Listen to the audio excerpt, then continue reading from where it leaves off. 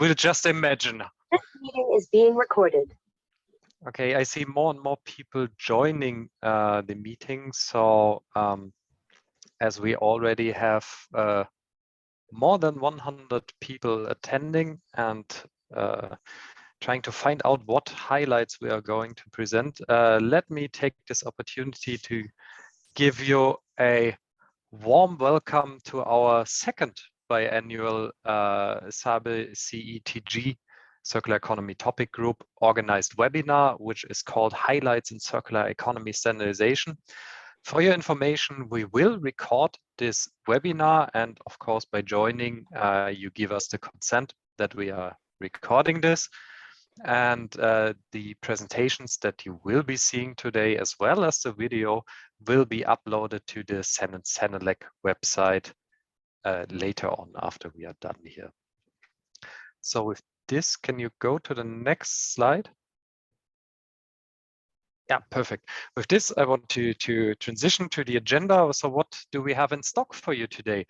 Well, we have a short introduction of what a SABE Circular Economy Topic Group is actually doing and what the whole idea of this webinar series is. This will be hosted by Solange, who I will introduce in a second.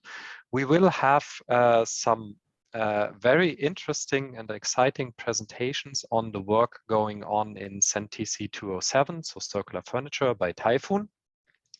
We will have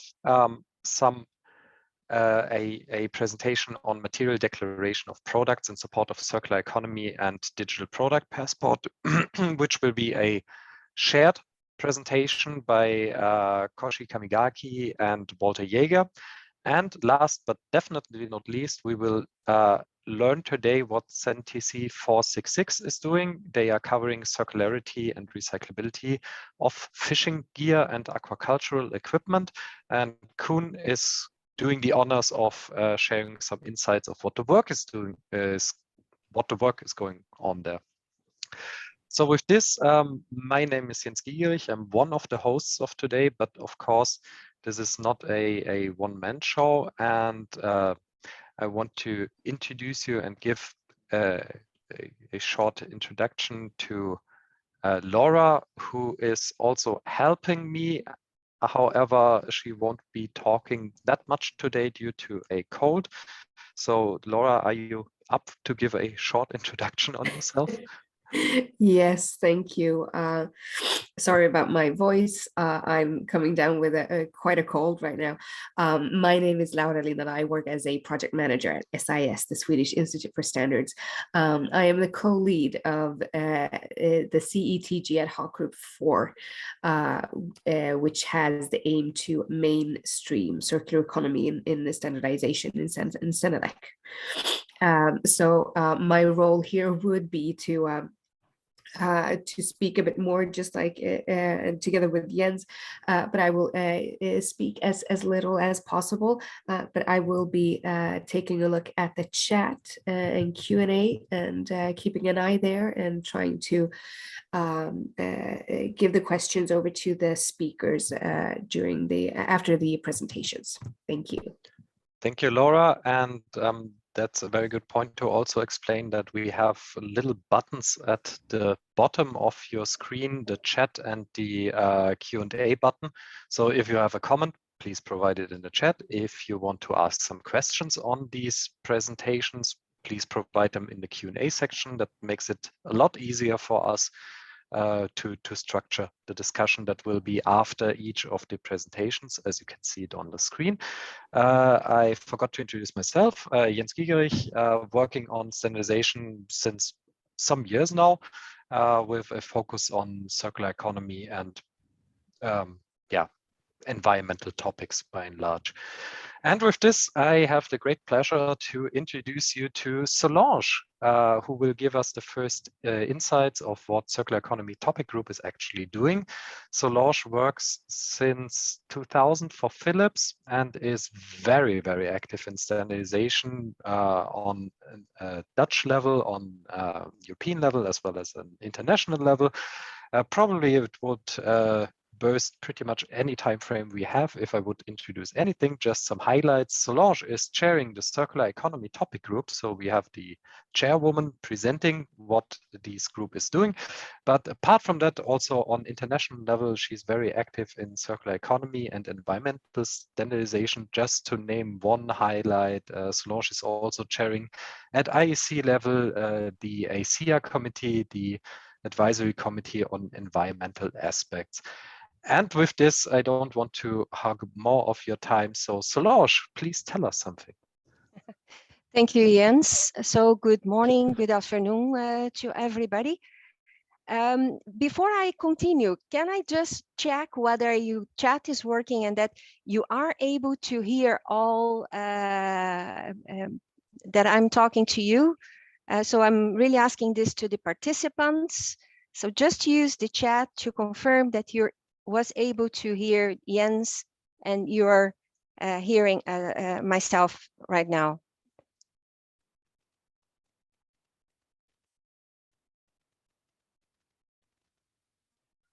Yes, okay, I see that.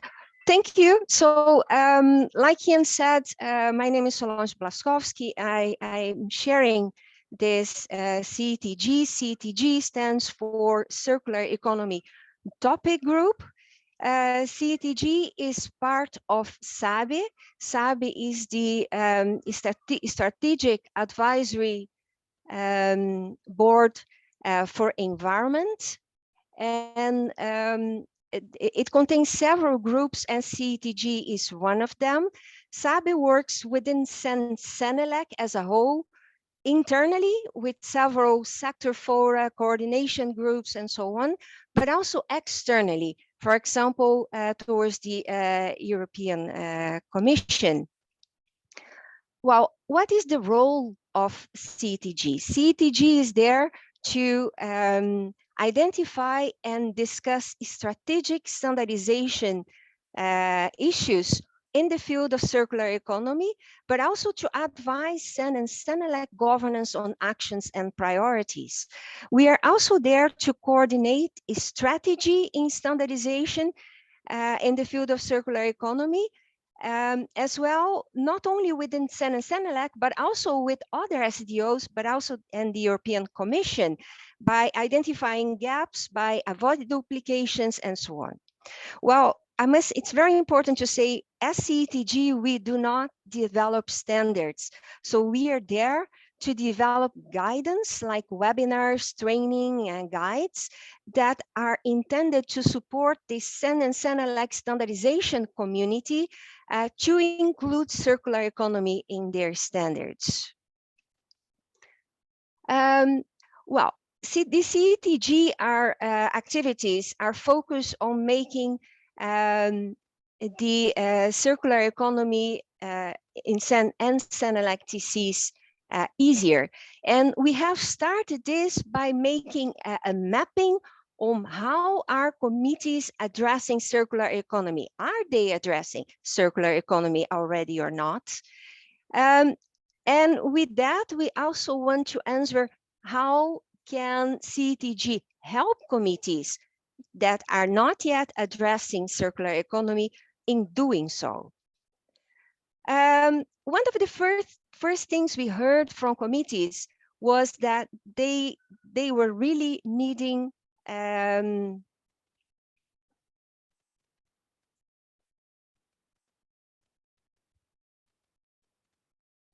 I see that there is something wrong with my, yeah, it's delayed. Sorry, committees were really needing terms and definitions. And we created one group within CETG, that's ad hoc group 3, that is preparing, that is actually already prepared, what we call a compendium containing relevant circular economy terms and definitions that we are sharing within CEN and CENELEC. Another aspect we have is mainstreaming circular economy, but also education. So we learned that circular economy as a topic is very difficult. People don't understand what it is, and therefore they cannot embed that in their standards. So we are also helping committees to understand and to also enable circular economy in your standards by developing training, but also making circular economy as part of your normal work, like, for example, part of templates for agendas, for example. Well, one of the ad hoc groups, that's ad hoc group 5 on taxonomy, is looking into whether CEN and CENELEC is already ready to comply with taxonomy legislation or financial sustainable finance. So there is what we are looking into. And last but not least, do CEN and CENELEC need a committee mirrored to TC 323? That's the last question we are looking into, and we are going to create a recommendation later on to BTs how to address that question. Oh, there is something wrong here. Oh no, it was right. Okay, so here you see no material flows without information flows. So what you see here in the middle is the lifetime of products, a circular lifetime.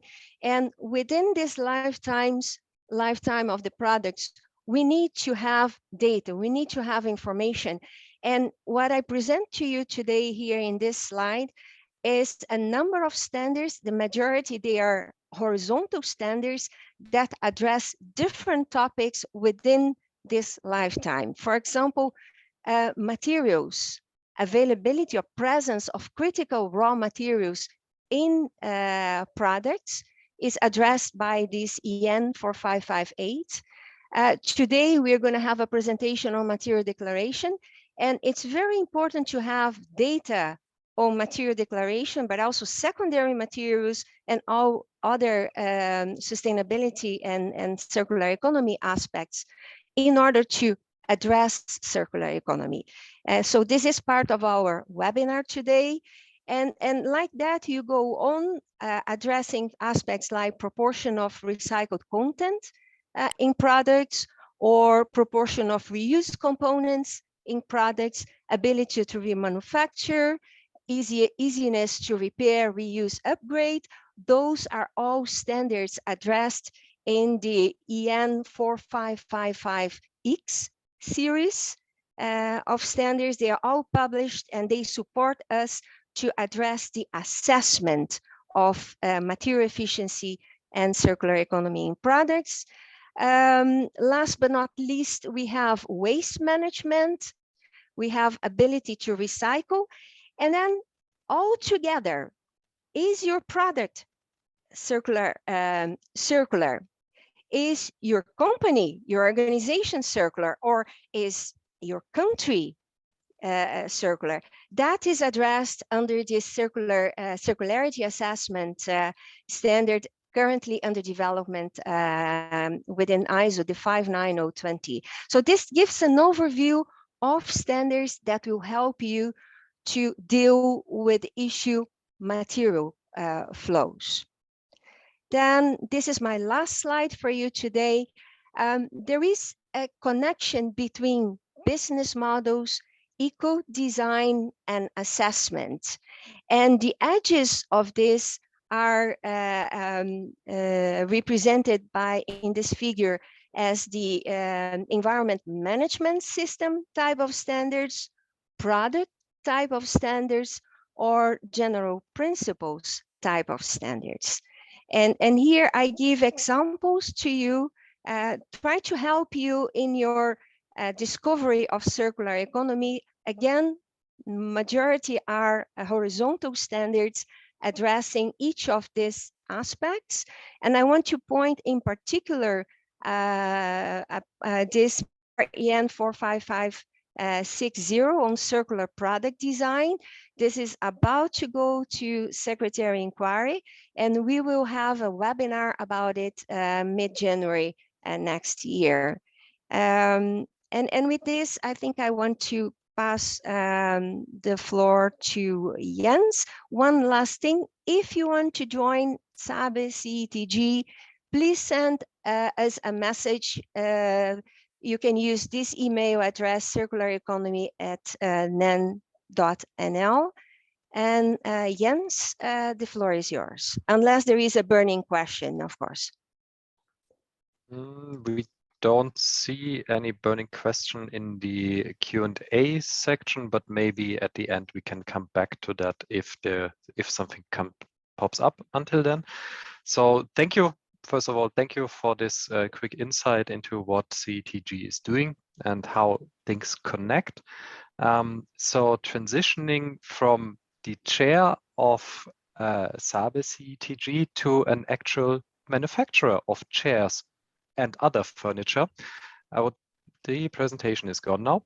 I would like to take the floor and introduce our next speaker, Tayfun, who agreed to tell us a little bit about their work in circular furniture. So to introduce Tayfun, he's the requirement engineer leader on the sustainability topic at IKEA of Sweden, and is responsibility, as the name suggests, for sustainability related requirements, but also on standardization work and the regulatory agenda of the company.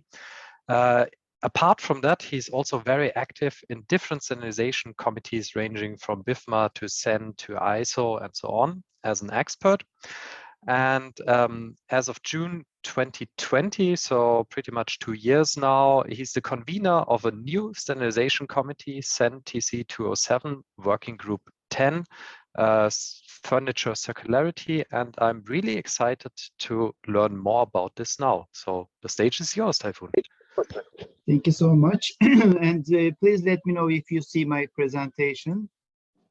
Yes, we do.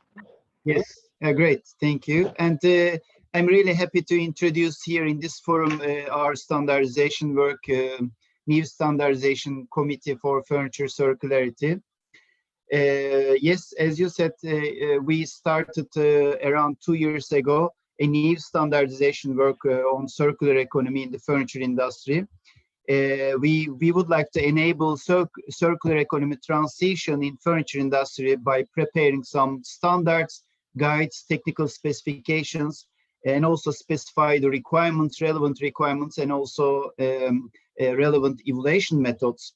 So this is a standardization committee under CEN, CEN TC207 furniture standardization group led by Marco Fossi from Italy. Under CEN TC207, we have 10 different groups. The last one is the VG Working Group 10, Requirements and Tools for Furniture Circularity. But we have other working groups too, like for different product types and also different product usage areas like domestic furniture, office furniture, outdoor furniture, test methods and different working groups. So then the newest one is Working Group 10. Under this group, we have almost 13 different countries represented in this committee. We have around 40 members, quite good participation also we see. Yes, I am the convener of this group, and Swedish Standardization Institute is the secretary. Our scope with this new standardization committee is to specify the requirements and evaluation methods for circular furniture design and also product life extension strategies. And then the participation in the group is very diverse, which is very positive. We have manufacturers, we have institutions and different associations. We have test labs as well, NGO and research centers, and we have some representations from the academia, like different universities, and we work together and we get academic approach into this new standardization work as well. We started with first this work, circular product design principles.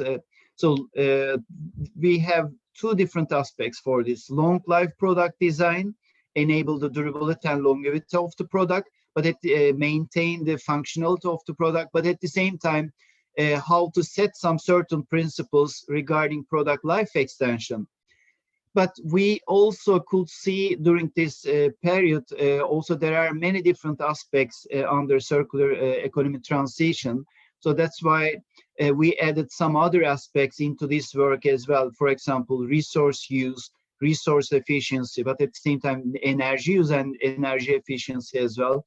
And some other, as an example, for example, technical aspects of extended producer responsibility, how to manage the all product information related questions to support the potential future regulations, product digital product passport, for example. So whatever we try to do with this eco design principles together with circular economy principles to a little bit align with the European sustainable product regulatory regulations as well. For this reason, we created a work program. Soon we will release it. So with this work program, we would like to show that we are keen to work, willing to work on totally new standards by aligning with the European Commission's regulatory proposal for ESPR, which so then, as you know, in Article 5 in the regulatory proposal, European Commission listed some important aspects, and then we would like to follow that path and then prepare furniture industry related standards. For example, there are many important topics, for example, product durability and lifetime, which is very much related to product long life product design. So then how to enable the durability of the product and what kind of different aspects we need to take into account during the product lifetime, like first owner, second owner, third owner, but at the same time, the product needs to be disassemblable and also maintain in a good way. Maybe it should be upgradable as well. So then all of these sub aspects also affect a lot the product durability and lifetime. But at the same time, we are working a lot on how to enable the reusability of the product. But at the same time, what is the possibility of refurbishment or remanufacturing of the product? What kind of setup we need to create, and we need to also motivate the companies to enable these circular economy actions practically in their daily business. The other big topics for this recycled content and also renewable content as well, and how to enable the possibility of the recovery of materials, because we are also discussing at ISO level as well, circular economy level, how to enable and increase the recoverable resource outflow to be used as a recoverable resource inflow. So I mean, the balancing in between recoverable resource inflow and outflow should be in the same closed loop. So then together with these standardization work, we are aiming for enabling this closed loop approach from circular economy.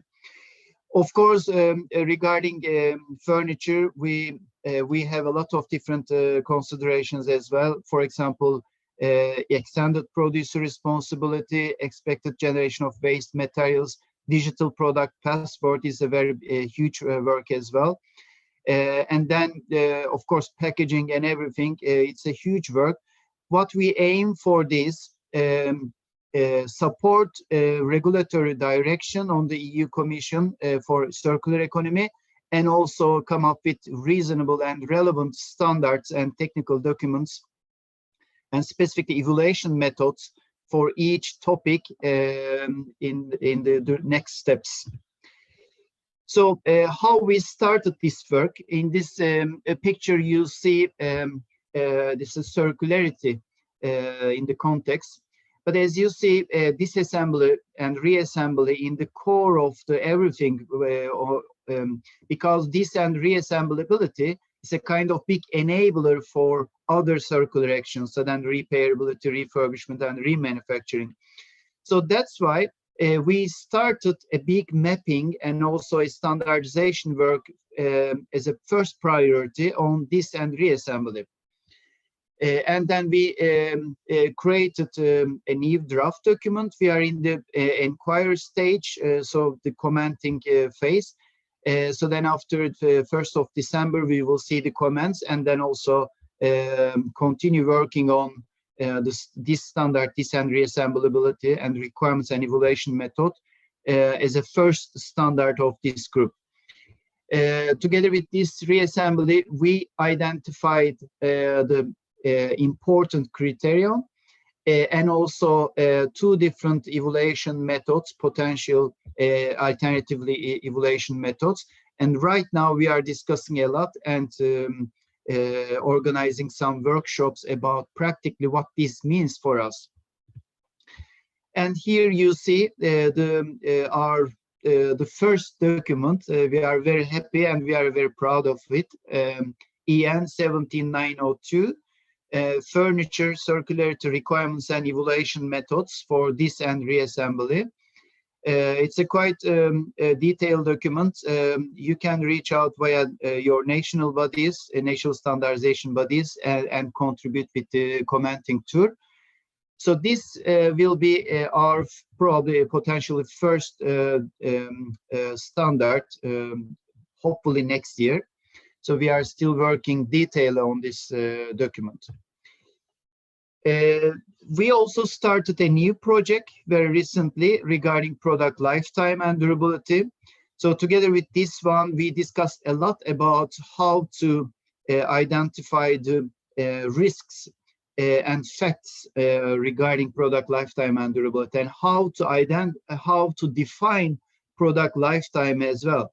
Because this is a very tricky topic. It's a little bit difficult to define long life product design, because what we mean with long life. But there are some different aspects to enable product longevity during the product usage phase. But at the same time, we don't have usually one owner, but the products are passed on to the other users as well. And also this should be also a good engine for circular economy. So we should a little bit motivate customers to pass on and use the same products, same components or parts as much as possible. So we have first, second owner, but at the same time, we need to consider what is the reuse of parts, reuse of components, and how to define everything based on risks and facts. For these specific projects, we work on a specific methodology.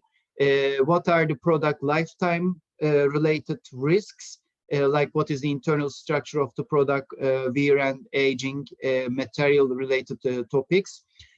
So these are product lifetime risks.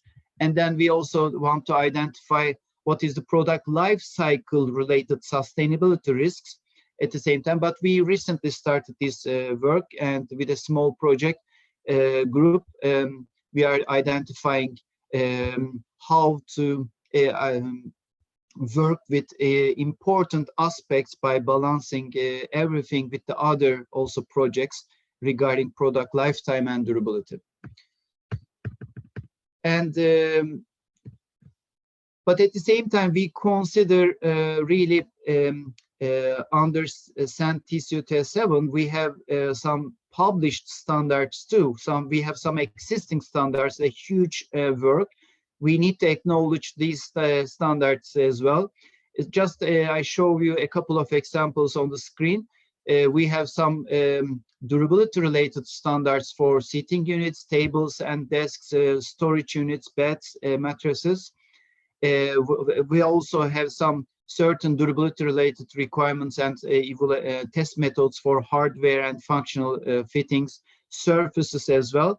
So this is a kind of collaborative work with all working groups under CEN TC207. We would like to also utilize what exists as a document under CEN TC207. We have lots of technical documents regarding durability, but of course, as a circular economy working group, we would like to add circular economy aspects into these existing documents, and also end up with a good results at the end to enable circular economy. So we try to acknowledge existing ones and also contribute with the new approach from circular economy. So we have in front of us some certain important actions and also discussions. As I already mentioned about product and part durability, but at the same time, we are also discussing what are the critical or let's say relevant spare parts or relevant parts. This is a discussion in dis and reassemble of furniture, how to identify relevant parts and how to also work with those relevant parts from a disassemblability perspective, and what needs to be available on the market as a spare part. So these are the discussions we also connected to disassembly discuss a lot. At the same time, I would like to show you a kind of frame regarding the connection between what exists, what the future or upcoming regulations come up with, and at the same time what we want to do in this working group. So we, as I mentioned, we have some existing standards and all safety, stability, strength, and durability standards. We have also consideration regarding lifetime. So we need to define this lifetime maybe in future according to different phases like 5, 10, 15 years, and maybe this test methods could be adjusted according to that. But in between, connected to this, we have some EU level regulations together with ESPR, eco design. But what we want to do at the end, we want to come up with a circularity index for furniture and products. So first we will identify the criteria, principles, publish this relevant standards for different circular strategies like repairability, refurbishment, remanufacturing, and other aspects of circular actions. And then the most important thing, we need to come up with an evaluation methods and scoring system as well for each topic. And the end result is should be a circularity index for each product group or each product, and then that manufacturers can evaluate their products from a circular economy perspective and circular design principles according to that. So this is our roadmap and also work program. So far, we had a very intensive meeting schedule. We already have had 13 different official meetings. Almost we have meetings every month, official meetings. But at the same time, for a very long time, we also created a weekly open sessions. We shared our knowledge. We also discussed a lot about different topics, different academic articles, and general topics regarding circular economy topics, how to react circular economy directions from a furniture expertise area. So then we had weekly meetings and monthly official meetings. And just last week, we organized 3 days workshop in Germany. And we worked on practically on the different type of furniture. And we are planning to do the same in France next month in November. Here you see we collected many different products and also worked on our first draft document. We disassemble product, identify relevant parts, and almost 25 different furniture industry experts joined this meeting. It was very great meeting, but very intensive. And now we know how to continue with this work. And as a result, I mean, this and reassembly furniture will affect the other future standards as well. We started with this one and very much connected to EU direction. and we are really keen to contribute circular economy direction in furniture industry with our principles and also with our expertise, and also come up with a measurable system at the end for furniture industry. That's all from me. Thank you so much. If you have any certain questions, I would like to, of course, answer you. Yes, thank you so much, Tayfun. It was a very good presentation, and it did spark some interest also in the chat. So I'm gonna turn to the Q&A section instantly and bring you some questions. So first we have a question from Terje Rønning. Will the product line furniture be subject to, via legislation or directives, third-party certification for circularity? I mean, third-party certification, I mean, we will see how it end up with the regulatory proposal, but there is already a intensive regulatory direction, and we prepare the standards on that. There are some labeling opportunities, I mean, parts in furniture industry, but I mean, third-party certification, but instead of we need to prepare the standards, and then of course the manufacturers should be able to test their product and evaluate their products easily according to those standards by aligning with the regulations at the end. All right, thank you. Then I have next a question or a comment from SP McGuinness, who says that long life for some product is not long life for a building or a bridge, for example. In a building, we may have 10 sequential owners before demolition, hundreds of potential users, and thousands of components, many with lesser durability than the building itself. Buildings are essentially ecosystems which host the life of components. It would be good to agree that long life is in excess of 100 years. So it's not really a comment, question, yeah. It's more a comment. Do you have anything to respond? Yeah, I think this is good because I would like to highlight the essence of furniture. I mean, the furniture industry is not far away from circular economy. The opposite, furniture industry already integrated many years ago the circular economy principles into their the mindset.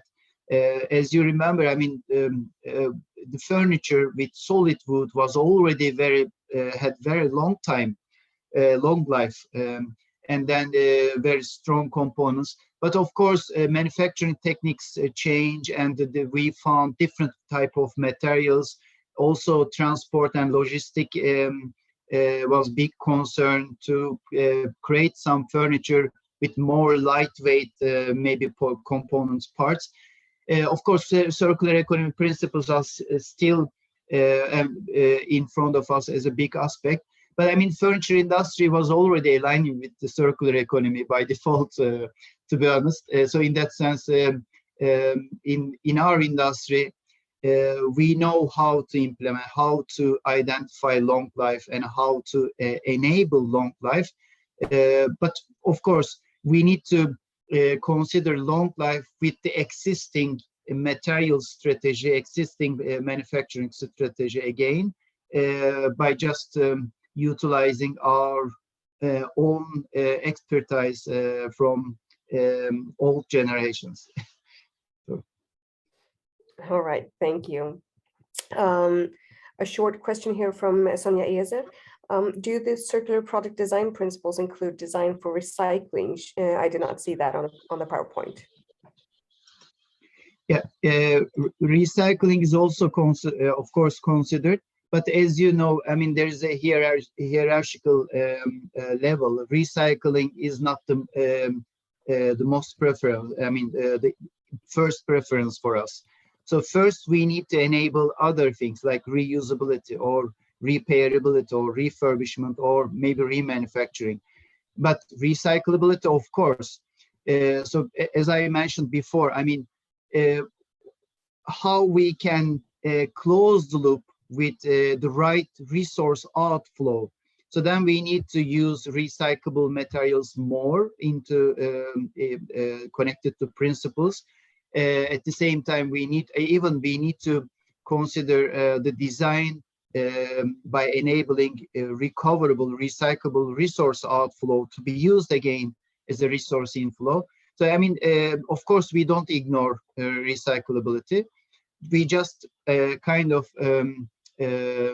have a list of preference. So start with first using the existing parts, components, and product itself at first. So then after that, other aspects like recyclability will come for sure. All right, thank you. As I know that we're quite short on time, unfortunately, I don't have time for the rest of the questions in the Q&A section. So now, if you have time, Tayfun, please take a look in the Q&A and see if there are any questions that you can answer directly, especially the ones that are sent to you directly now during your presentation. And I will hand over the floor again to Jens. Thank you so much again. Yeah, thank you for giving that very insightful view on furniture and especially the circularity of furniture. So as we learned from Solange in our introductory presentation, there cannot be circularity or a circular economy without information. And exactly that information is sometimes lagging. And what could be done about this in terms of information about materials that are in products, that is going to be the content of our next presentation by Walter and Koshi-san. And first of all, as Walter is located in Canada, so he has a very early morning, and Koshi-san is thankfully having a very late night in Japan at the moment. I would specifically express my gratitude and thank you very much that you are able and willing to give us an insight on the work that you are doing in a joint ISO IEC work. And to introduce these fine gentlemen that are going to give us their presentation, let me just say a few words. So starting with Koshi-san. Koshi works as a technical consultant for the Japan Environmental Management Association for the industry, as an expert in the service business, logistics management, and remanufacture. He's an invited researcher at the AIST, studying the standardization of circular economy. And apart from that, he's also very busy in standardization. Just to name something, he's a convener of IEC TC111, Joint Working Group 16, and co-convener of Working Group 19 in the same technical committee, where they are working on the standardization of material declarations. And on top, he's also a Japanese member of the IEC SC3D CDD, which is a product ontology dictionary. And it's covering the structure and ontology of dictionaries and material declarations, which are very relevant for the digital product passport. And I'm sure he will go into detail on that. And to introduce you a little bit to Walter, Walter is a principal consultant of ECD compliance, where he works with manufacturers and suppliers on product environmental compliance and sustainability. He contributed to the development of international environmental standards in material declaration, in compliance documentation, eco-design, eco-labels, material circularity, carbon footprinting, and measuring circularity. So the full circularity package you get with Walter. And he's leading IEC TC111 advisory group on the strategy for environmental standardization. And without further ado, yeah, the stage is yours, gentlemen. Okay, thank you, James. Okay, let me start. I'm Koshi Kamigaki, and for the next 35 minutes, Mr. Walter Jager and I will discuss the material declaration of product. And this is today's agenda. I will take 10 minutes for the first two chapters, and then Walter will take 20 minutes to cover the next two chapters. Following Walter's, I will give 5 minutes presentation as a future work.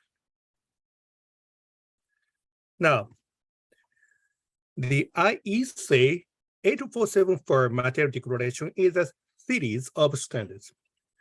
The IEC 8474 Part 1 general requirement is a standard under development by Joint Working Group 16 as the first series of this standard. Joint Working Group 16 was established to develop the ISO IEC dual logo standard covering material declaration for product of any industry sectors scope except actually ITU. This presentation will be opened at the later date, so please read the scope carefully at a time. I don't go through everything in so detail today. Among three scopes, I would like to first to mention the declaration function of regulated substances and material contained in product as something that is particularly relevant to today's webinar. Various data related to product transmitted by this declaration function can be used for environmentally conscious design process, material efficiency, and product circularity consideration design. And the product-related data transmission function that covers the entire product life cycle is highly compatible with DPP requirement. Here, the overall architecture of material declaration is shown as the conceptual diagram. The feature of 8474 Part 1 is that is adaptive modular and open architecture. The area shown in blue color, right? Oh yeah, blue color is the range specified by 8474 Part 1 general requirement as a standard for material declaration. And the green part shows the IEC 8474 database. And this first database will be developed by JWG60 by yourself. I mean, IEC 62474. I'm confused. IEC 82474. Then after that, SDB 82474, which will maintain the database standard on online basis, will revise the database as needed as the laws and the regulation of each country change. Now, I have listed the main feature of the standard, which will be explained in the detail by Walter after me. So I would like to highlight the feature, okay, and I mean color highlighted in orange. This orange part adopts the modular approach. This modular approach is free to add sector-specific features and the material declaration method other than the 4 basic declaration features shown here, using the standard practice defined by 8474 Part 1. This means it's relevantly easy to add new declarative schemes like the digital product passport.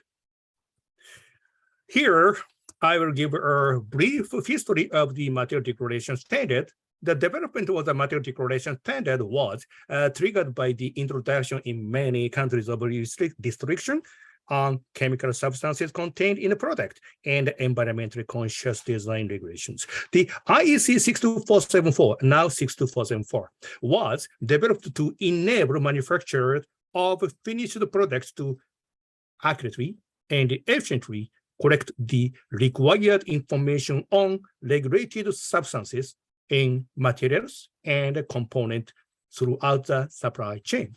Subsequently, the need to comply with the regulations related to the circular economy and material efficiency increased. In order to respond to this trend of circular economy regulations, including the DPP, 82474 Part 1 was developed for all the products based on IEC 62474. I say based on 62474, which covers the EEE product. Next, I will outline the relationship between ISO IEC 82474 Part 1 and DPP, which was introduced in I just introduced in Chapter 1. And now, okay, a little busy. The purpose of this chapter is not to explain the contents of the European Eco Design Working Plan or Eco Design Regulation DPP or other all regulations. The purpose of the chapter is to explain the relationship between the relevant part of the regulation and the material regulations. Thus, therefore, I will only show where the material declaration corresponding to the regulatory point. First of all, I will explain the relationship with Article 7 of the Eco Design Requirement, as indicated in the file. In the title.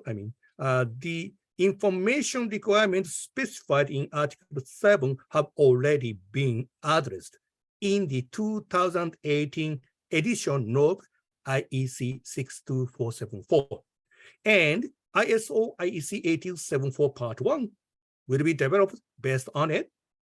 So naturally, ISO IEC 82474 Part 1 is also possible to support them. Now, okay, 1 second. Yes, I'm sorry.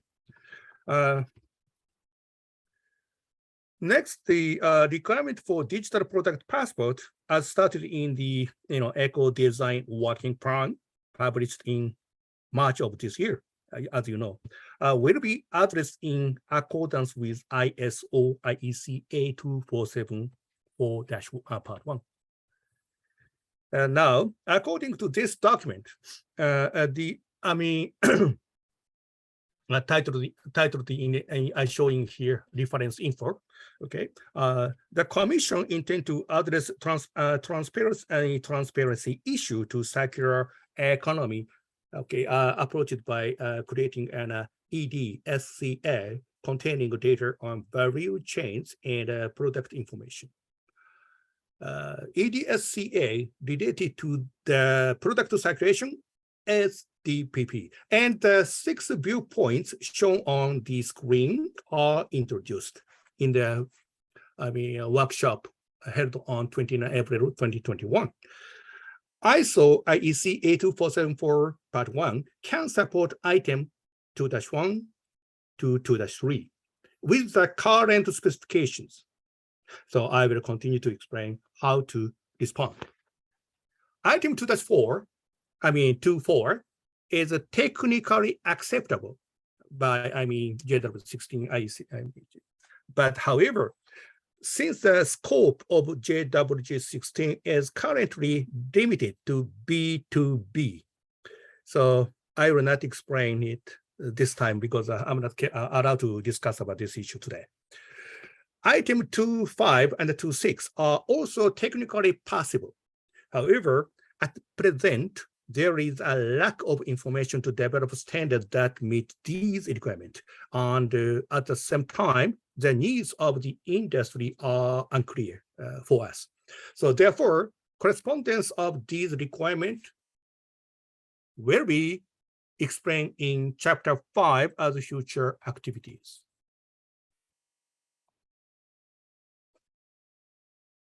Okay, now let me explain how to deal with item 2-1, which I just showed you previous slide. The key word for item 2.1 is data encryption. 82474 Part 1 requires, of course, HTTPS. I'm showing on the a picture. for encrypted communication. And at the same time, supports encryption for the central repository using the IEC 82474. This is the new function, token-based authentication method. Now, okay, next I will explain how to deal with item 2-2. The exchange of this one, unique identifiers is a basic function of IEC 82474. In addition, product model, date, and so on have been standardized as basic function since the IEC 6474. So this will for us, no problem.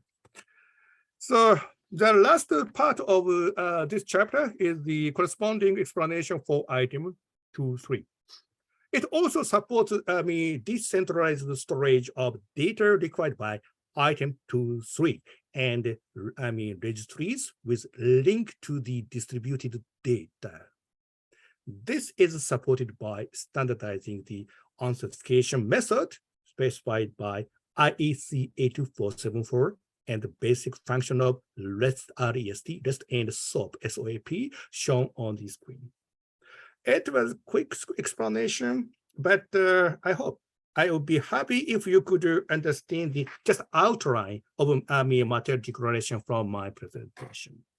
Now, let's turn to Walter, your turn. Okay, I out from this screen.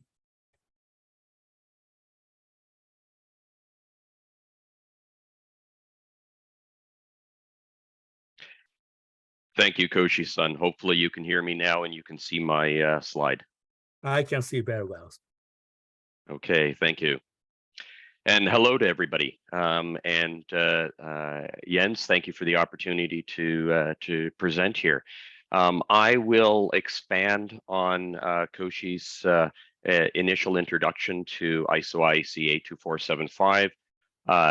74, talk about some of its capabilities, and then we'll dive further into circularity information through the supply chain and the support that 82474 provides for communicating this the circularity information. This is definitely the whole area of circular economy is a work in progress.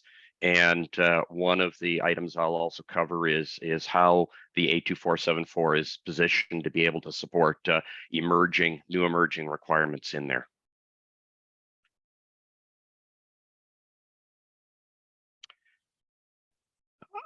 This slide to just sort of recaps some of the items that Koshi was referring to earlier on. The standard here leverages what was originally done in IEC 62474 for material declaration, which came out a little over 10 years ago, and has gotten a fair bit of experience there. It is expanded to cover most various sectors that are needed. Some of the capabilities are being expanded there, and consideration is taken into account that there will be new requirements needed in the future. So this was actually set up. You'll notice the -1 on the 82474. It was intentionally set up as a series of standards so that it can be expanded in the future as well.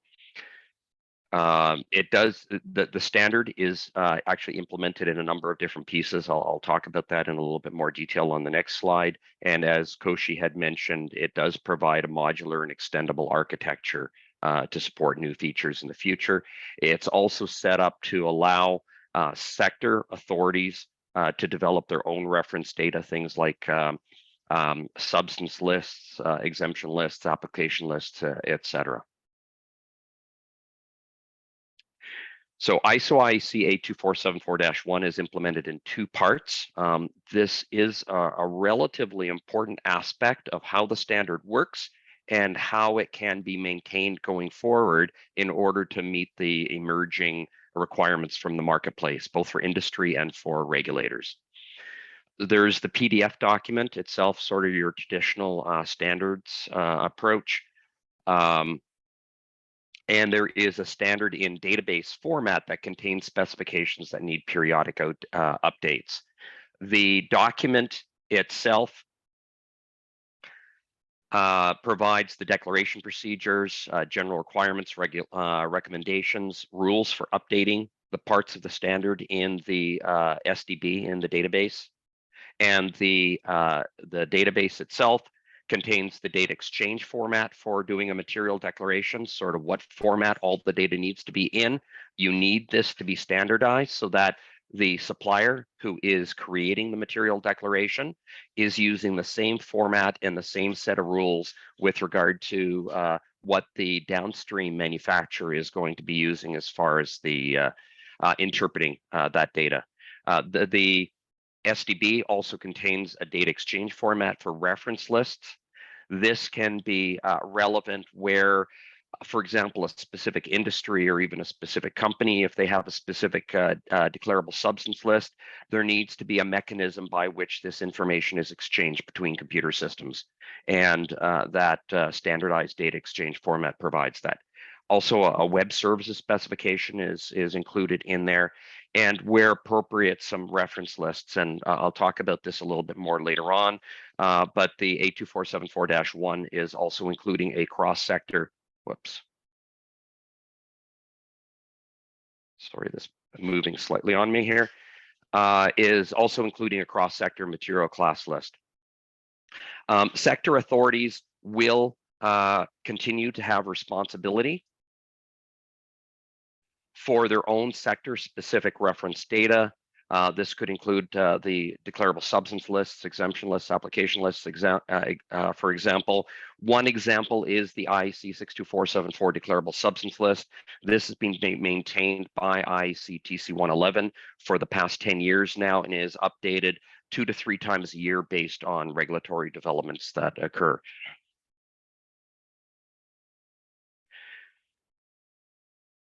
There are 4 included declaration modules associated with ISO IEC 82474. They're highlighted in the red oval down at the bottom left of this figure. This diagram here shows the overall data structure associated with a material declaration. You've got business information associated with the request response, the type of declaration, et cetera, that is being provided. On the next level box on the right hand side is product information, so identification of the information, mass of it, any other information that's relevant to the product as a whole, including potentially some unique IDs associated with it or commercial IDs associated with that product. The modules, the declaration modules that are supported in the -1 standard are declaration for compliance. This is sort of a yes/no declaration against a declarable substance list with the amount of each substance that is present that is a declarable substance. Then you have a composition declaration, which is a more comprehensive and hierarchical declaration of materials and substances and the amount of those materials and substances in the product. You have a summary material class declaration. This is a mechanism by which a supplier can provide an overall summary of the type of materials that are in the product. This can be useful for things like conducting a life cycle assessment or an environmental footprint calculation. So having this information flowing through the supply chain can be quite useful for that purpose.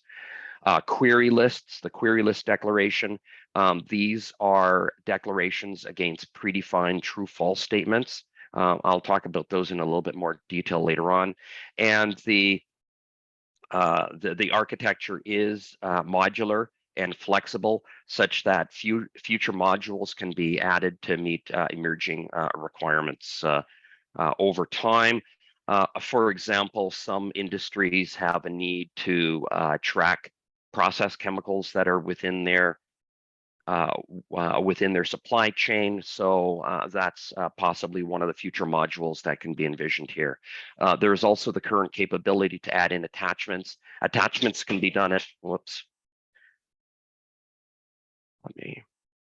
can be done at various different levels throughout the declaration hierarchy here. This can be things like test reports or other types of certifications, et cetera, that might be relevant to be passing down through the supply chain. One of the items that I'd also wanted to mention with regard to future modules is that a lot of the material declaration has been set up for business-to-business communication of information. Potential future modules could also be more consumer-oriented as well, or to the importer distribution chain as well, with regard to more summary information provided. Even potentially product passports, et cetera, could be communicated through those type of future modules. Looking now at circularity information through the supply chain. To accurately measure and assess the circularity of product, we do need information from suppliers and need to take a look at what that information is needed. There are a multitude of emerging regulations and systems to measure circularity. One of the particular areas that I want to bring up is the ISO standard 59020 on measuring and assessing circularity within a circular economy that is currently under development. This standard is pulling together various different considerations into a holistic framework and a core set of circularity indicators.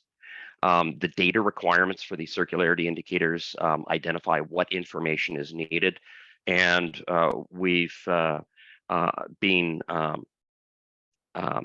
sort of cooperating with the ISO 59020 development here, ensuring that the 82474-1 is aligned with the requirements that are emerging within 59020. And in the committee draft of 59020, there are references to 82474-1 with regard to a method to provide appropriate information associated with circularity. So cross-referencing back and forth there. Some of the key factors to measure and assess circularity of a product, and I think we've already been looking at a number of these in the earlier presentation as well. These are areas that are very much addressed within the ISO 59020, are the material circularity and efficiency of resources for manufacturing products. Looking at extending product life, and that is to retain that resource value at the highest level for as long as possible. Maintaining the highest resource value at a product's end of life. That might be through reuse of parts of it or recycling, et cetera. And the energy source and intensity and water circularity. For the purposes of 82474, a lot of the initial focus is on the this first one on the resource inflows and the circularity associated with it. Borrowing from 59020 here, we've got the circularity of the resource inflows for manufacturing products. We've got circular content coming into that. That's in the form of the fraction of the input material resources that are reused content. The reused content has a higher value than recycling because of the processing associated with it. So it's a preferred method to use and viewed as being circular content. Then we have the fraction of input resource that is confirmed as recycled content using the specification from ISO 14021, looking at both pre-consumer and post-consumer recycled content, not including industrial scrap, and also the fraction of material inflow that is renewable. I say renewable in that it does have a number of specified conditions associated with it. There.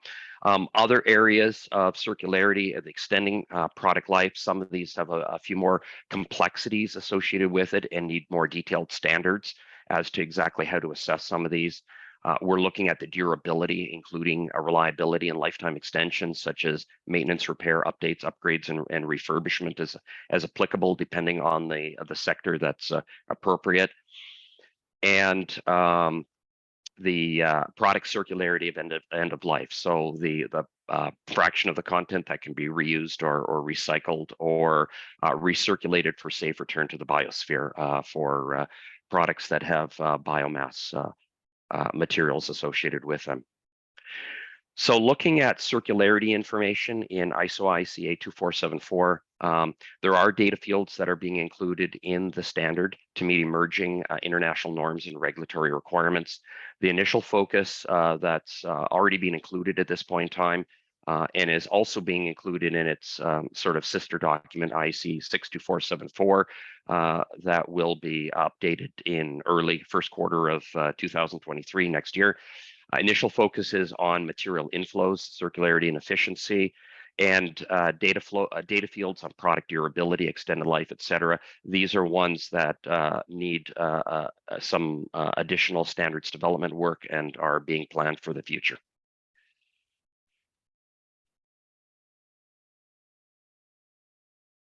The circularity information is being provided in all of the declaration modules: composition declaration, declaration for compliance, material class, and query list. I'm going to sort of quickly take a look at how this is being done within the standard here, starting with the composition declaration. This provides a conceptual view of the composition declaration. We've got at the top, we've got the information about the product, the composition, the declaration module. We've got product parts underneath it as part of the hierarchy, and then materials may be provided and substances underneath those.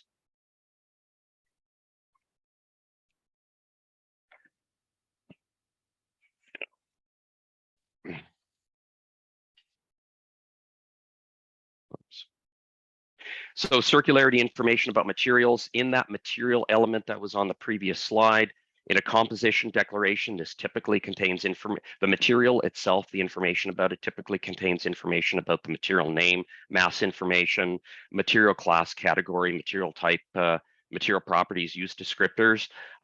We have added in here also then information associated with the pre-consumer recycled content, post-consumer recycled content, reused content, and renewable content associated with the and to align with the 59020 type of information needed for assessing the circularity of the resource inflows. Also ability to add attachments such as evidence or chain of custody information or certifications associated with the material circularity. At the product and product part level, there is also the ability to provide product circularity information. This can be done as a summary of the material circularity information. So again, looking at the same types of circular content, pre-consumer, post-consumer, recycled content, reused content, and renewable content. Bit of a placeholder underneath here with regard to other circularity information. This is something that really needs more international standards to look at how this would actually be assessed in order to properly determine what would be captured here. So initial focus is on the material circularity. Other areas that could potentially be considered in the future are things like carbon footprint, environmental footprint, durability index, et cetera. Okay, looking at the material class declaration. This is a summary declaration of the type of materials in there. For example, what percent of the product is polyethylene plastic, what percent is aluminum, what percent is steel, etc. This can be useful for eco-design purposes, for doing a life cycle assessment, etc. It's a matter of having the right granularity of information in there. So the opportunity here, and this is particularly useful if there isn't a full composition declaration or a full material declaration that's being provided from the supplier. It's possible to provide a summary declaration, including for given material categories or material classes, what level of circularity is associated with that material. Like, for example, the average percent recycled content of polyethylene plastic would be one example here. So under a given material class, and I'm using the example of the polyethylene plastic here, you have a field for material circularity, and it allows the opportunity to then provide information around the circularity characteristics of that material. Query lists as well. This is true false responses to statements. The query list declarations support true-false reporting against those predefined statements. Those predefined statements may address circularity characteristics. Some examples, the type of query list statements that might be considered are things like compliance statements around substances or health hazards. For example, a nickel that is externally accessible is one that has been used in the past. It also supports things like critical raw material statements. These are emerging requirements, particularly in the European Union. Things like massive cobalt in a battery is between 5 grams and 25 grams. So that's part of the type of requirements that are coming out. We also have product circularity data sheet statements. This is the emerging ISO 59040 standards. Between 0 and 10% post-consumer recycled content by weight, and it's then possible to provide a true-false response to that statement here. And I will mention here is the query list declaration does have a capability there of bringing and being used as a framework with regard to the PCDS, the product circularity data sheet declaration. The one last item I wanted to bring up was, I'd mentioned briefly before, the cross-sector material classification list. This specifies requirements for creating a harmonized cross-sector material classification list. This would be maintained within the database that we were discussing earlier on. The one big advantage of the database is that the content of the standard that is included in the database can be periodically updated and can be done relatively quickly. It's possible to make changes within the database in less than 3 months. So that is significantly a quicker turnaround than what's possible in a PDF document. So we've got one of the areas that we came across is there are different sectors and regulators that are using different and incompatible material classification lists. The material category lists are in many cases very complex, ambiguous, and sometimes have overlapping material categories. This has been creating a number of unnecessary challenges in complex supply chains. So we've had requests from manufacturers to try and create a harmonized material classification list that applies to all sectors and globally, but is done in such a flexible manner that allows the material classification list to be extended to meet the specific requirements of individual sectors as well there. And I will now turn it back to Koshi-san. Okay, Walter-san, thank you very much. Okay, let me share my screen up. Okay, yes.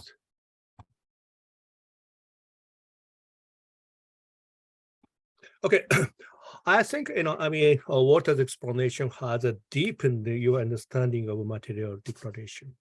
So as a final explanation, I will explain how we will respond to DPP requirement expect in the future.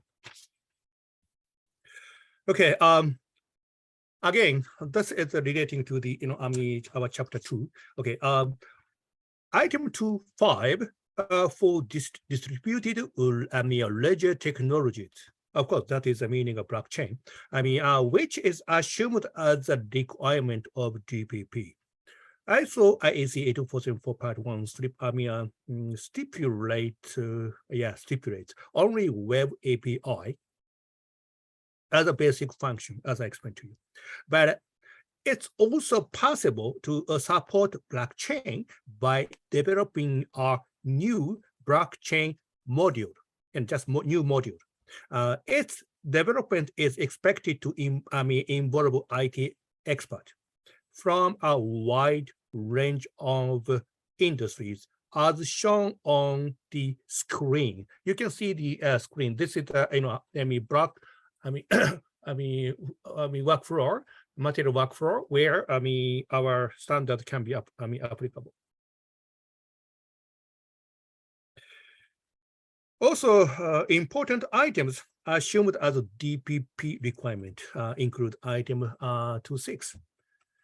which stipulates smart data processing, efficient machine-to-machine standards.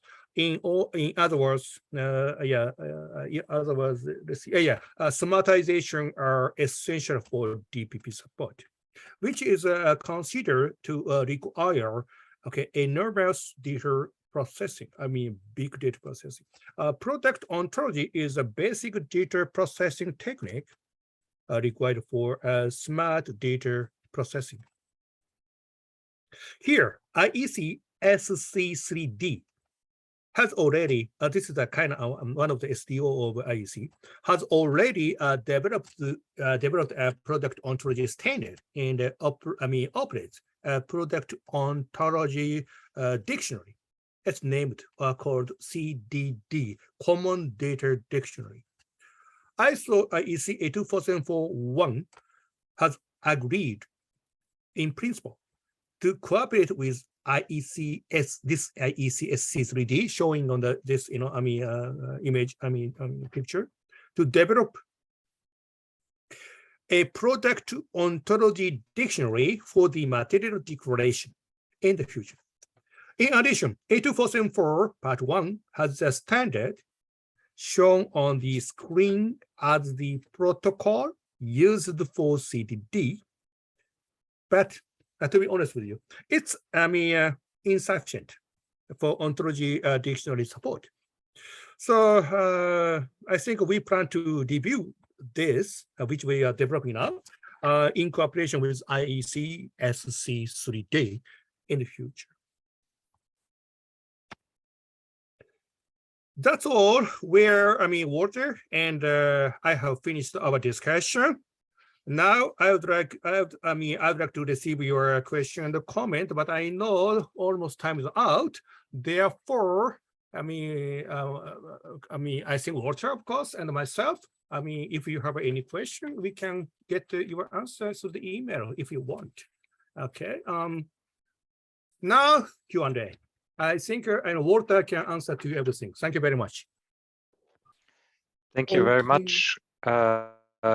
Oh yeah, Laura, please. Sorry. Yes, I just wanted to say that in the chat we had one question that was answered in the presentation. The question was on which kind of contents can be at the in the query list. So that was answered already. I think we can throw in one question more, seeing as we have just a few, 1 or 2 minutes before the next presentation. So I'm going to throw in one question here. Is it a fact that the data needed by different sectors is not necessarily the same? How can this ISO IEC standard help different sectors to obtain data that is needed? How will specific data be handled? I can take that question, Koshi-san. Yeah, please. This is true that the data sometimes is different. What we do expect is the 82474-1 is really being set up to make sure that we've got sort of the core requirements from any of the different sectors. We do recognize that there may be other types of information that may require different modules, and we are expecting that there may be subsequent standards, for example, the -2 or -3 that are developed for it. We also expect that there will be certain constraints that some industries will have that others don't have. So, for example, the IEC 62474, which was being leveraged for 82474, it will, once 82474 is out, 62474 will be updated, and for the electronics industry, it will reference all of the capability within 82474, but it may have some things that are more important to have where, say, data was optional, but in the electronics industry, it really needs to be mandatory, or it needs to have a specific type of interpretation. So this will be an overlaid set of requirements then for specifically the material declaration in the electronics industry. So the standard has been set up allowing some flexibility with regard to what data is in there so that the sectors can adopt it as needed for their own given needs. And we, of course, have the other potential declaration modules that could be added in to meet future requirements as well. So I hope that answers the question. Absolutely. Thank you so much. And in the interest of keeping our time here, I'm going to give the floor back to Jens and to present the next speaker. Thank you. Yes, thank you, Laura.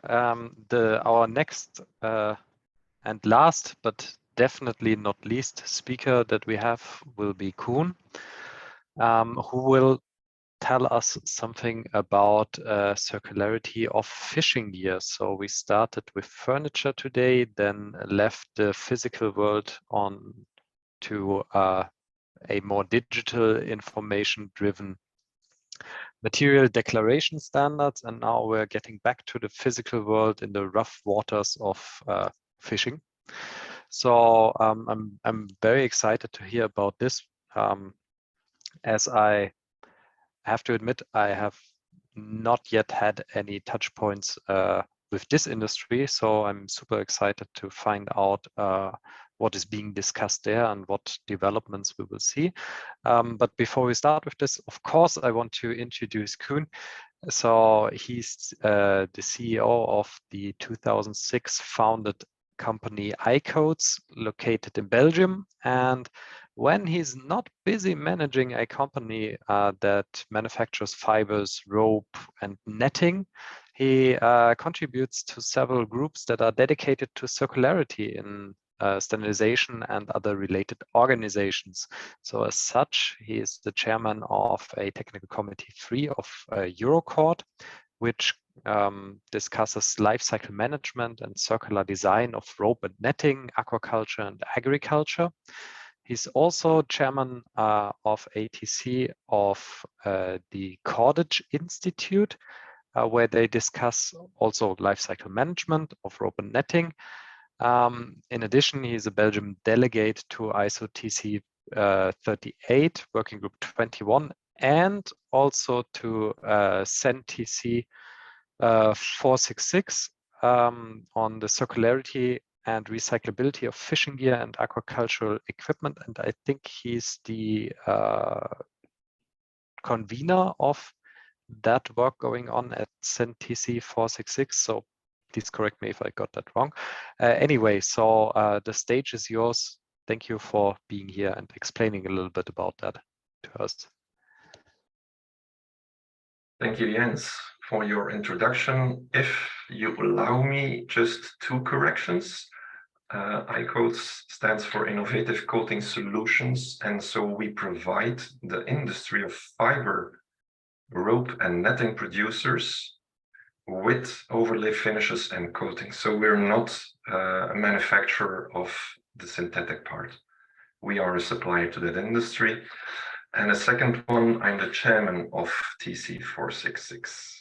And I will introduce later on our 3 conveners with whom we work in a very enthusiastic and committed way. I would like to thank you for this opportunity to introduce indeed an industry which I might say is regretfully a little bit in the negative publicity, since everybody knows about the entanglement, everybody knows about ghost gear, and this industry is all to blame because of lost netting litter in the oceans. Now, to address this and to bring this in a positive spiral, we from the industry, we said, okay, either we can listen and we can sit back or we can act. And the action was actually asked by the European Commission a few years ago, and we took upon this task to jump in and to go for, as this webinar is going on circular design of fishing gear. So this is a small introduction to this presentation. So you will see I don't have the role of changing the slides. I have two ladies at NEN who will help me with that, and that's Sharon and Zara. Thank you. So you will see what I'll try to inform you about is, if you look at those two pictures, it is a beautiful industry, and it provides us still of what we definitely need, and that's food.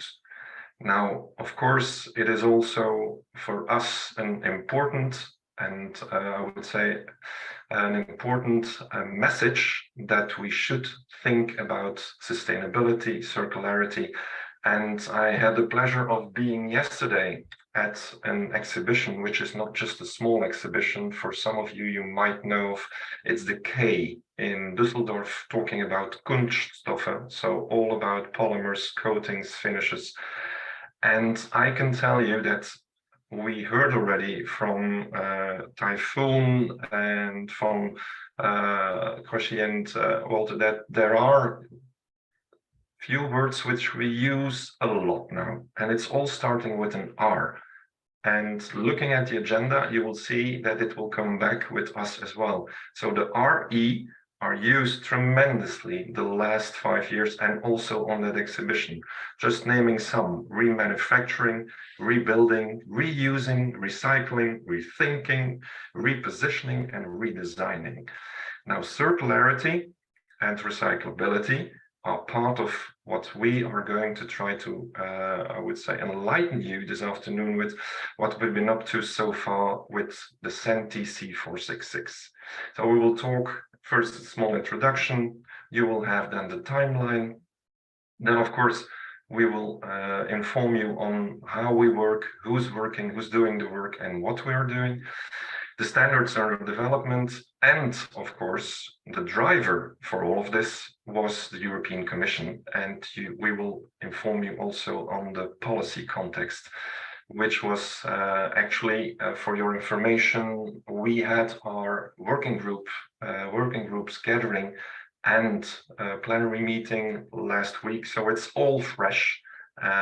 We had a hybrid one, and some were present in the meeting rooms in Antwerp, and the others were all in a hybrid way in a virtual contact with us. Next slide, please. Now, as indicated, CEN TC 466, circularity, recyclability of fishing gear and aquaculture.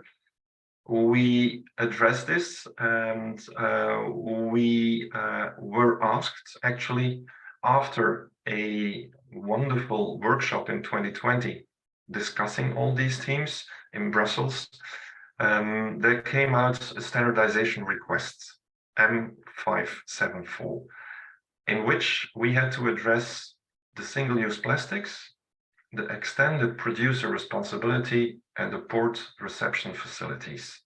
So it's not just an easy task, but of course, if you want to move forward in an industry in which synthetics are key, it is a textile industry still, then we need to address this in a proper way.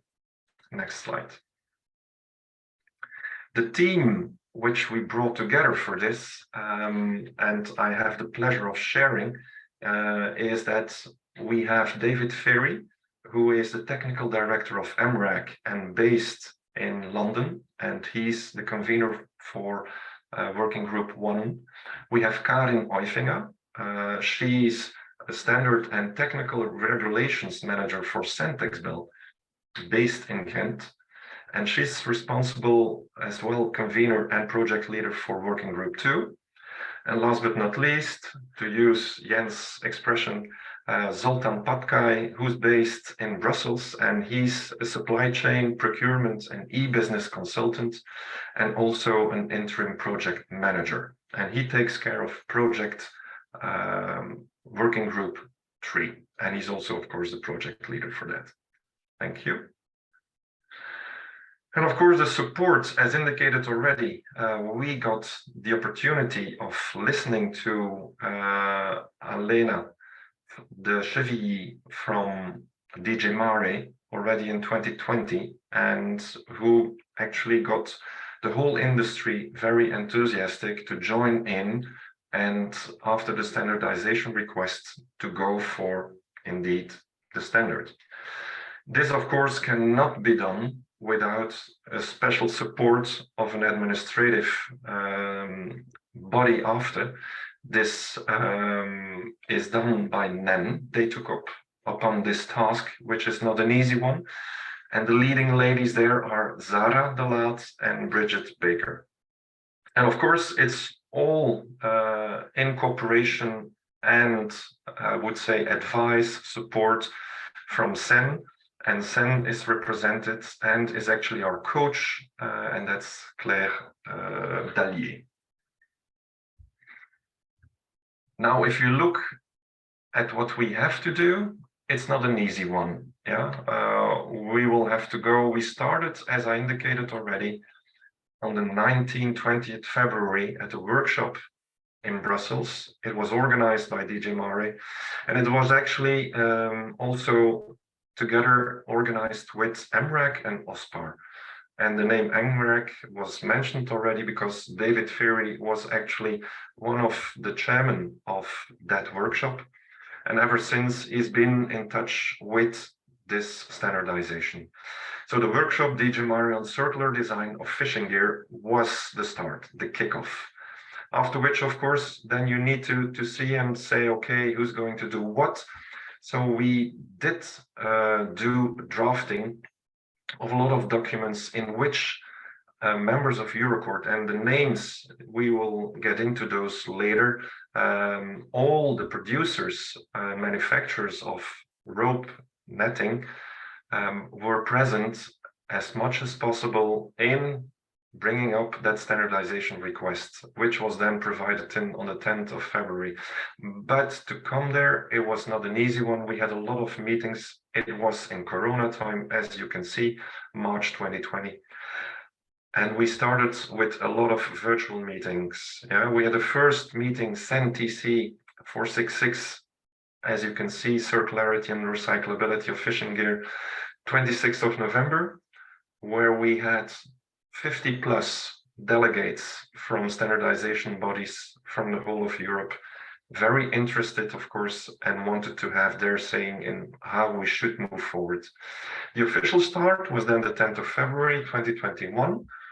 And as you all know, when it goes on in a TC or a CEN TC, you have I would say the template of the evolution.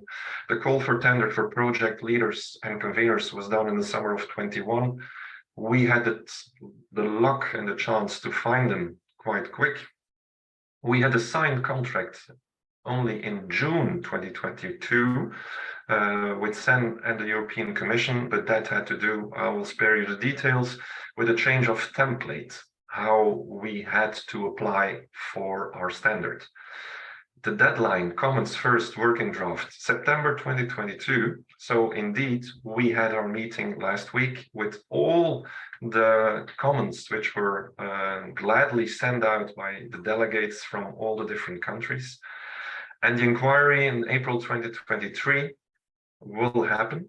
An end of the standardization request is put in May 2024.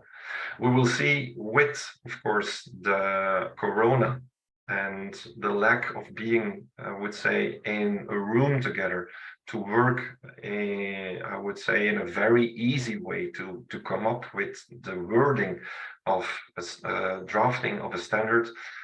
That brought us a little delay, but we will see how we will get there and if we can get permission for a small delay. Next slide.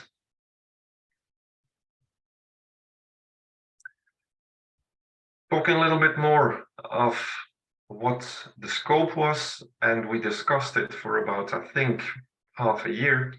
Standardization in the field of circularity and recyclability of plastic-based materials in fishing gear and aquaculture equipment. We excluded the standardization work concerning fish processing, fish packaging, fish food products, and general work on materials and equipment covered by other CEN TCs. We had the question on what to do with quite a large industry as well, recreational fishing gear. And we didn't include it as such, but of course, this industry is more than welcome to use our standards and I would say implement it. We have, as you can see, the liaison with Eurocourt, a name I used already earlier. Eurocourt is gathering all the European manufacturers of rope and netting and their associates, the supplier to that industry. We have the Global Ghost Gear Initiative, which is a liaison member.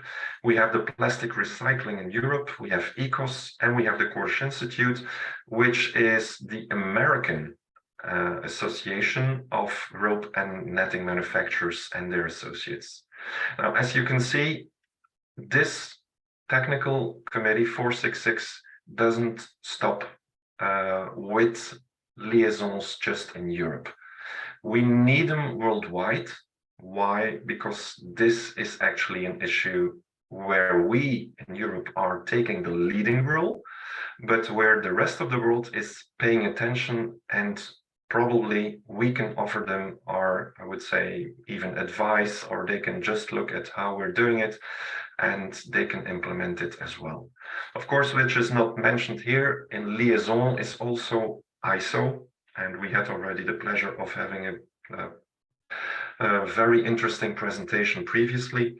And the ISO committees in which we see the liaison are, just to name some, the TC 248 working groups 9, 11, 21. We have the TC 38 working group 21 and the 234. All those liaison committees, they help us, of course, in the correction of our, and by comments in the correction of the draft of this standard. Thank you, Sarah. No, go.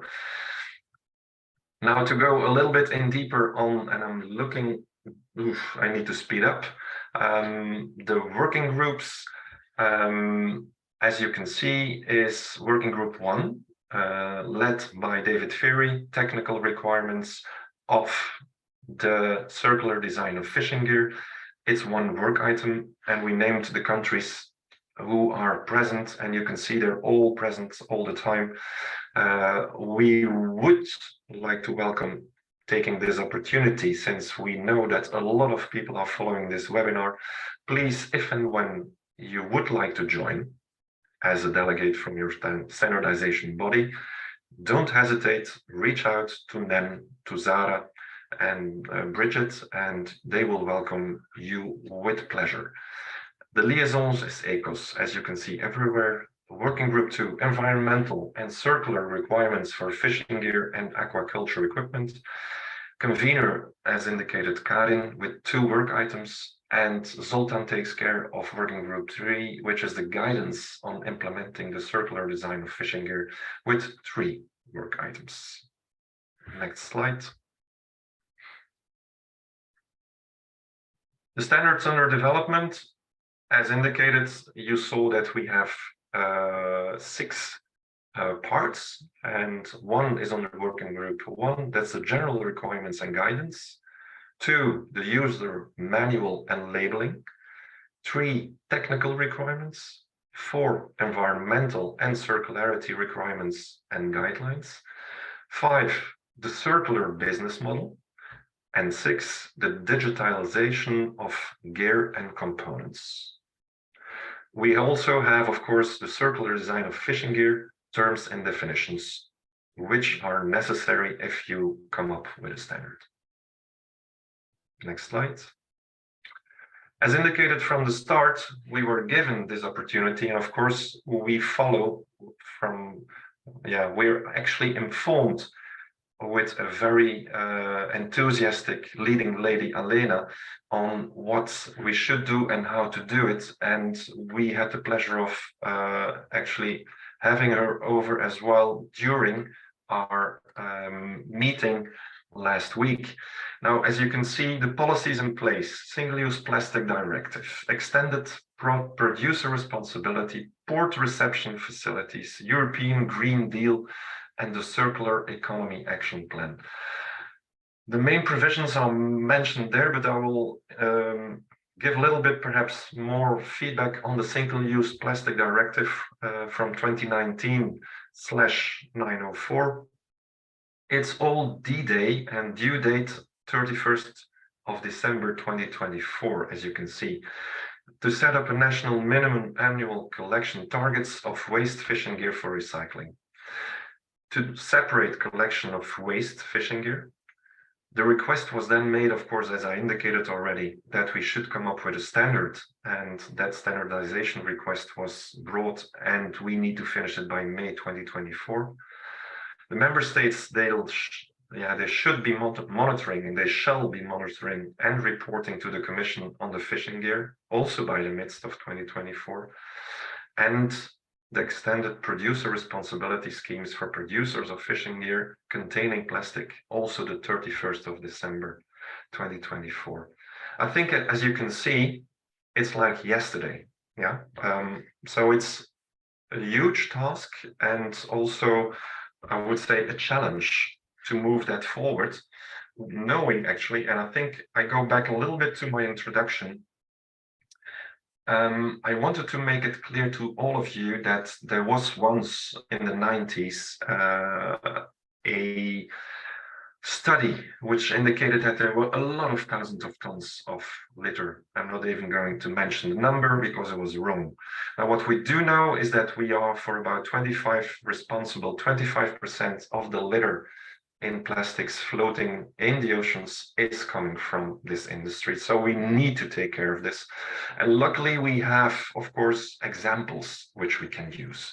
The examples which we can use are coming from other industries. And that's what we will have to do, because the responsibility will be similar. We will need to take care of the costs of the separate collection of waste of fishing gear containing plastics, and the cost of its subsequent transport and treatment. Even further, we will be actually responsible also for the cost of the awareness, raising the measures regarding fishing gear and containing plastics. And it doesn't stop there. We need, with the EPR as extended producer responsibility, they are already established, and we need to come up, of course, with the answers in the end for fishing gear containing plastics. We will need to take back and recycle, of course. That's what's happening now. There are already, of course, the port reception facilities. We look also, of course, at administration, reporting. You saw it, it's in our standardization. The labeling will be key. Designing, it's in the standard as well. Product design, product marking, substance will be banned to enable. We talked about, of course, how can we include, because that was the idea, why not making all the fishing gear biodegradable? Well, I can tell you, and it was already mentioned by Tayfun as well, there is an end of life, and there is a life cycle management. And if and when the fishers would learn from a standardization body that we work only with biodegradable fibers, and your fiber, your net, will actually degrade in 1 year, the total industry would kill us. So it's actually walking on a thin line, and with a lot of expertise coming from the industry to actually include the biodegradability, even more so the bio-based materials, to bring us into a green environment and a green footprint. Yeah, and I think, if I may end, I would like to end perhaps with that circular, wait a second, with the circular economy action plan. Yeah, which was brought up in 2020, where everybody knows of, but I would like to repeat them. Sustainable products, prioritize reducing and reusing materials before recycling, foster new business models, and set minimum requirements to prevent environmentally harmful products from being placed on the EU market. And of course, strengthen the extended producer responsibility schemes. I think with all this, that you have now an overview of what's happening in our technical committee 466. It is a challenge. We have luckily the pleasure that a lot of experts took up the task and the challenge, and that as a team, we will try to get there in time. This said, I think, Sarah, this was more or less the last slide. And I would like to thank you, and especially Sarah as well, for the presentation, which we were actually pleased to give you and to inform you on what's happening in the land of fishing. There you go, Jens. Okay, I thank think you. I'm more or less in time. Perfect on time. Good. Very good time management. Yeah, I actually have a question on how you want to proceed once you are done with the standardization requests, or what you're doing in the European work, as oceans do not stop at the European borders, obviously, right? And I would assume that this kind of industry is an international industry. Do you see any benefit in raising these kind of documents that you are developing in your TC to an international level, or do you think it's fine if, as long as Europe is doing that, it will cover most of the world? I don't know.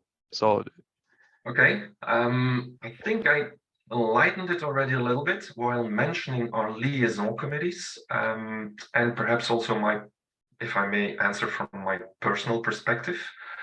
I am the chairman within the Koshi Institute of Lifecycle Management on rope and netting in the circular design and the recyclability.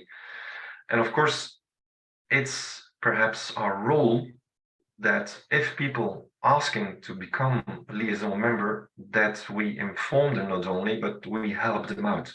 And Triple GI is also a member. And I think people over there, they will be very enthusiastic when this is coming into place, and they will marketeer it. It cannot be that in I would say, a global, where there's a global issue of, I'm not going to use it, but I will say it anyway, a global threat of our planet in pollution and litter, that is just us in Europe. Because as you know as well, the manufacturing of the netting does not only come out of Europe. Europe is supplied by, I would say, mostly, but yeah, we do have imports as well, as you know, from Asia, from Middle East, from America.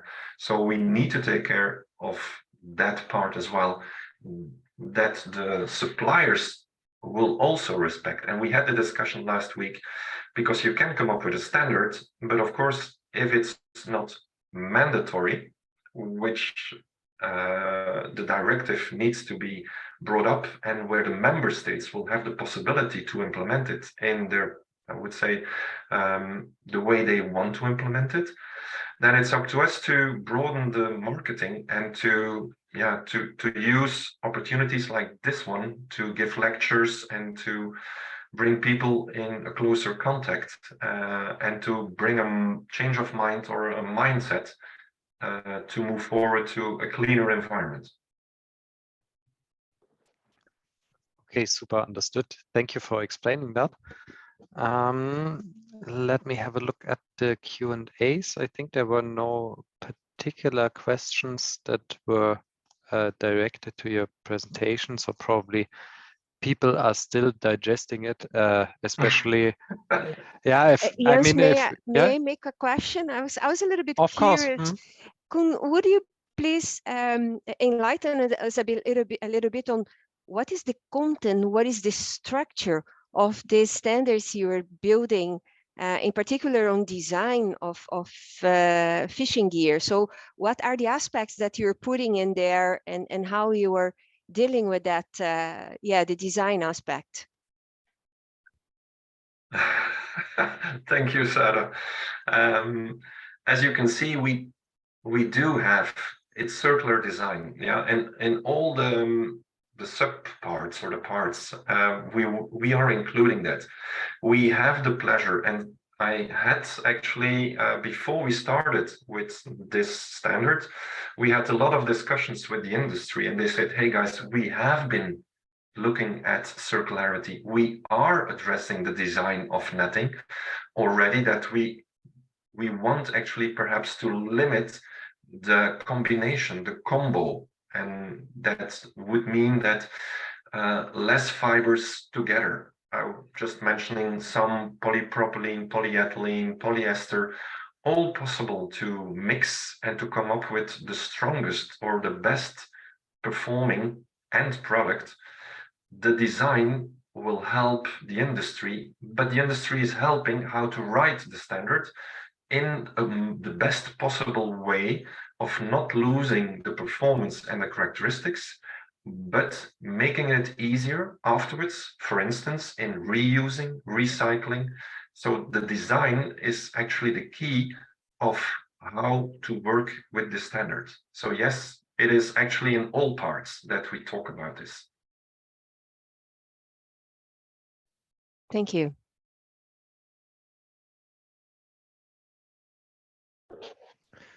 Okay. So as I don't see other questions and looking at the time, we managed it rather well to stay in our time frame of roughly 2 hours. And with this, I would thank you Jens, all. we have Yes. one question in standing Do we? still for Walter. Yes. Oh yeah. Okay. That one is Perhaps new. we just have time for that to be answered, I guess. Okay, Walter, can you see that question? There was a question from, I think you're referring to the one from Reinhard Weisinger, right? And I was actually just in the process of typing a response, but I can do it live too. Yeah, sure. Please go on. The question was on, I think this was slide 24, where I had a diagram of the declaration hierarchy within a composition declaration. So you had the product at the top, you had potentially a hierarchy of product parts, and then you had material and substance. And the question was, what's the difference between materials and substances? And the intention here is the materials really can potentially be made of several different types or several different substances included in it. For example, you could have something like stainless steel being the material, sort of what in the electronics industry would be considered a homogeneous material. For example, it could be an alloy, it could be a mixture that is makes up a sort of a uniform type of material. And in the example of, say, stainless steel, you've got a number of different individual substances. You've got the steel, you've got the nickel, you've got the chromium, et cetera, that are individual substances in it. You potentially could have polymer materials that may have various different, and they will be described as that type of polymer, but it then will have sort of the base polymer associated with it, and it may have different fillers and additives associated with it as well. And that's an area where there's obviously sometimes concern about what those substances in there might be. So you have the individual a material may have multiple substances in it, I think, is the simplest answer. And the substances will generally have a CAS number associated, or an EC number associated with it as a substance.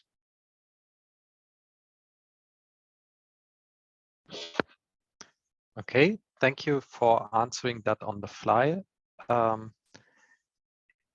Is there something else that we should cover, Solange or Laura? I think we did that rather well. So just wanting to add one comment that was made in the Q&A field. So Simon Drury would like to thank everybody for a really thought-provoking session.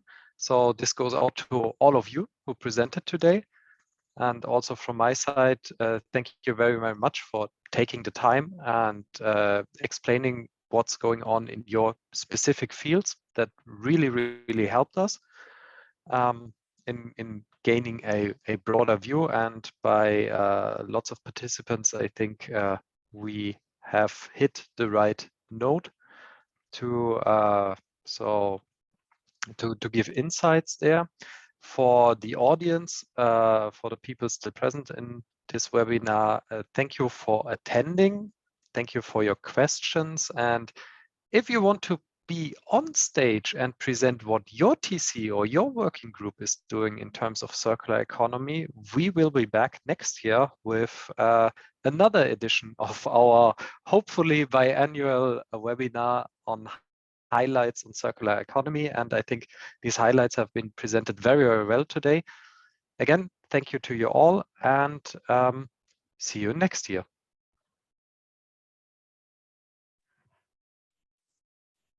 Thanks, Jens.